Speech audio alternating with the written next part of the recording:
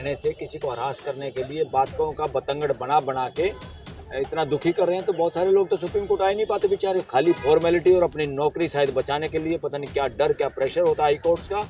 उनको लगता है कि सुप्रीम कोर्ट के जज, लोगों को लगता है कि सुप्रीम कोर्ट के जज ही अगर सरकार के प्रेशर में है तो क्या औकात है फिर डिस्ट्रिक्ट जुडिशरी की। इसलिए कर पाएंगे, वो कार्यालय नहीं जा पाएंगे, मुख्यमंत्री के जो कार्यभार है वो नहीं संभाल पाएंगे, तो फिर इसका मतलब ही क्या रह गया है रिहाई का? ये बिल्कुल गलत है। ये कंडीशन सुप्रीम कोर्ट ने इम्पोज की। मेरे को तो समझ में नहीं आता कौन से लॉ के हिसाब से या किस मानसिकता के हिसाब से, मैं नहीं समझता ये कोई संवैधानिक मानसिकता है।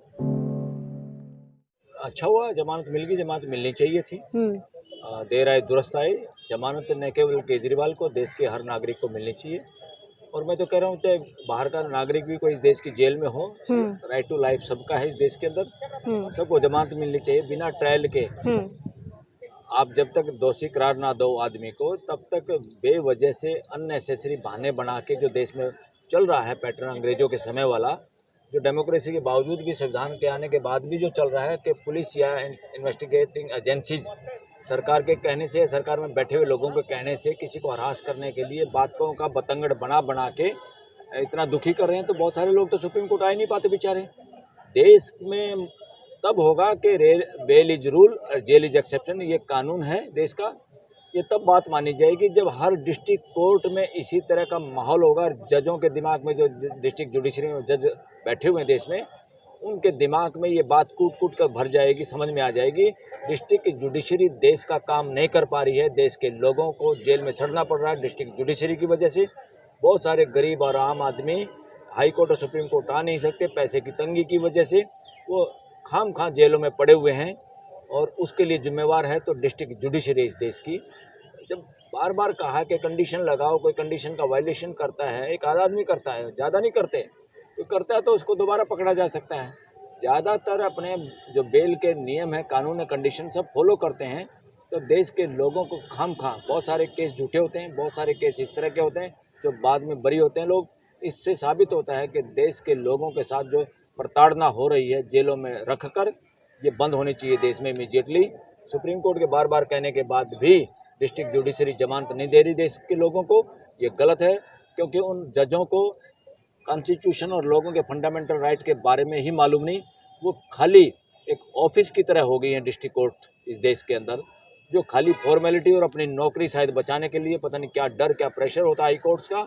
उनको लगता है कि सुप्रीम कोर्ट के जज, लोगों को लगता है कि सुप्रीम कोर्ट के जज ही अगर सरकार के प्रेशर में है तो क्या औकात है फिर डिस्ट्रिक्ट जुडिशरी की। इसलिए एग्जाम्पल सेट करना है हाई कोर्ट के जजों को और सुप्रीम कोर्ट के जजों को कि जब भी उनमें हिम्मत आएगी तब देश के लोगों को जमानत मिलेगी। वरना देश जुडिशियल सिस्टम के प्रति जो उनका विश्वास बढ़ना चाहिए था वो बढ़ा नहीं, बल्कि घट रहा है और भी कम हो रहा है। सर, जिस तरीके से पहले जो शर्त रखी गई थी उनके ज़मानत पे कि ईडी पे, कि जिस तरीके से उनको फाइलें साइन नहीं कर पाएंगे, वो कार्यालय नहीं जा पाएंगे, मुख्यमंत्री के जो कार्यभार है वो नहीं संभाल पाएंगे, तो फिर इसका मतलब ही क्या रह गया है रिहाई का? ये बिल्कुल गलत है। ये कंडीशन सुप्रीम कोर्ट ने इम्पोज की। मेरे को तो समझ में नहीं आता कौन से लॉ के हिसाब से या किस मानसिकता के हिसाब से, मैं नहीं समझता ये कोई संवैधानिक मानसिकता है।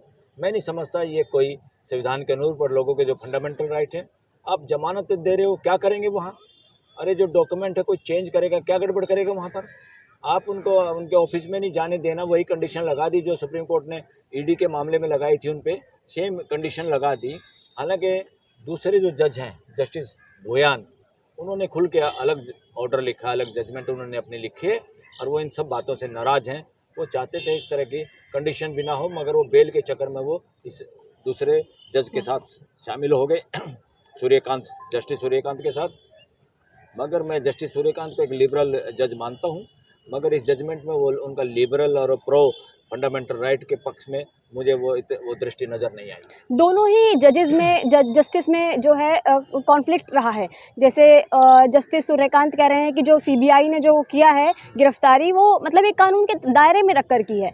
वही जस्टिस उज्जवल कह रहे हैं कि जो गिरफ्तारी है, वो जो सीबीआई है वो तोता बनकर ना रह जाए पिंजरे में बंद, ये जो छवि है उसको खत्म कर देनी चाहिए। तो ये जो कॉन्फ्लिक्ट आप देख रहे हैं दोनों में अंतर है। बिल्कुल, देश के मेजोरिटी जो एडवोकेट्स हैं सुप्रीम कोर्ट में भी, वो they are with justice Bhuyan judgement. उनको उन्होंने जो कमेंट किया है, उन्होंने जो लिखा है, उन बातों से लोग 100% सहमत हैं।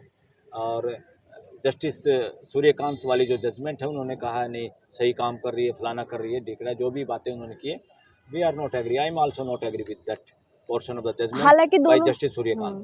हालांकि दोनों जो जस्टिस है उन्होंने केजरीवाल की जो जमानत है उसको सही हाँ, ठहराया है। इसलिए जमानत हो गई। अगर क्योंकि जमानत पे उलझ जाते तो फिर नहीं होती।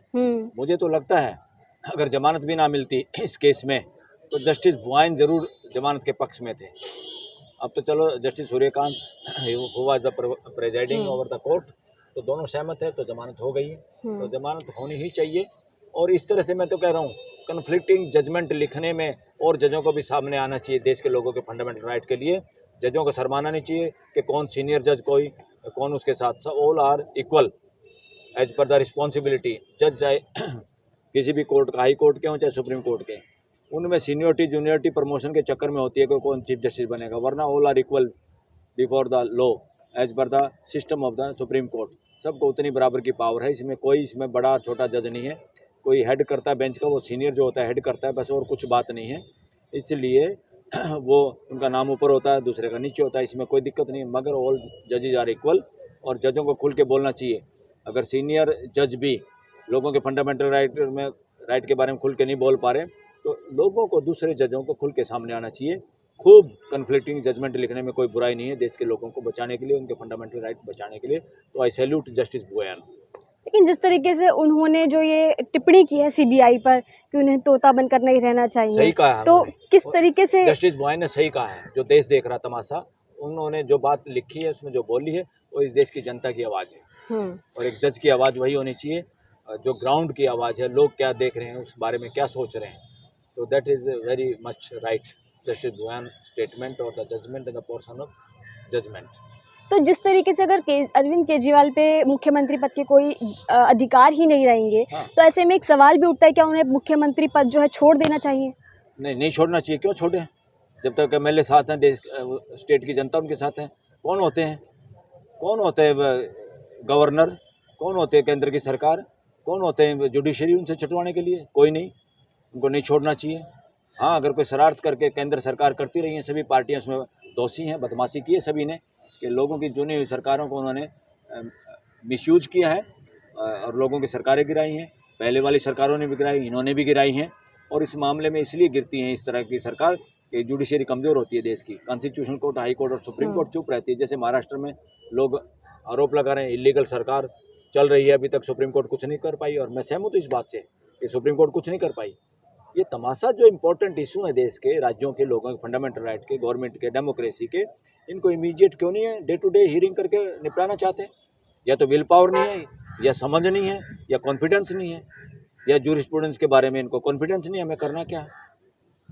मैं तो कह रहा हूँ इस तरह के डिले लतीफ़ी तभी हो सकते हैं जब लोगों को जिस देश के प्रीएम्बल के साथ सहमति नहीं, प्रीएम्बल को समझते नहीं, या प्रीएम्बल को जानबूझ के समझना नहीं चाहते।